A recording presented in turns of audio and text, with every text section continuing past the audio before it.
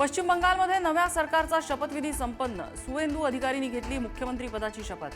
पश्चिम बंगालमध्ये पहिल्यांदाच भाजप सरकार।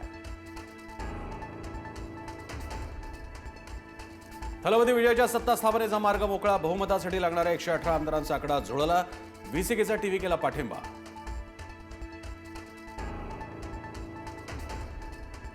महायुतीकडून समन्वय समितीत मोठे बदल। सरकारमधील समन्वयासाठी आता मंत्र्यांची समिती। प्रदेशाध्यक्षांऐवजी आता मंत्रीच काम पाहणार। 1.5 वर्ष उलटूनही राज्यातील महामंडळ वाटप रखडलेलंच। महायुतीमध्ये एकमत होत नसल्यानं महामंडळ वाटपाचं घोंगडं भिजत। इच्छुकांची संख्या अधिक असल्यानं महामंडळ वाटपाला ब्रेक। शरद पवारांच्या राष्ट्रवादीचे प्रवक्ते विकास लवांडे यांच्यावर आळंदीत शाईफेक।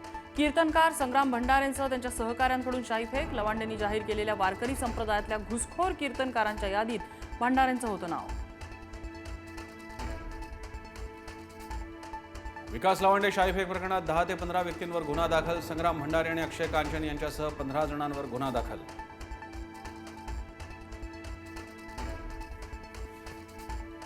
निदा खानच्या कुटुंबियांची चौकशी पूर्ण। निदा खान आणि तिच्या कुटुंबियांची समोरासमोर कसून चौकशी।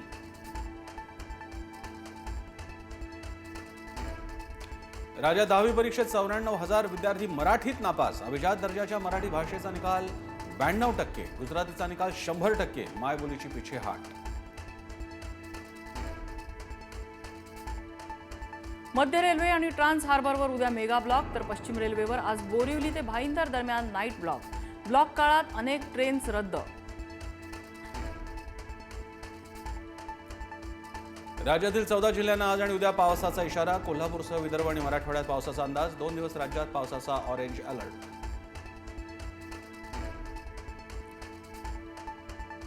लेफ्टनंट जनरल NS राजा सुब्रमणी होणार भारताचे नवे CDS। विद्यमान CDS अनिल चौहान 30 मे रोजी होणार निवृत्त। लवकरच राजा सुब्रमणी स्वीकारणार पदभार।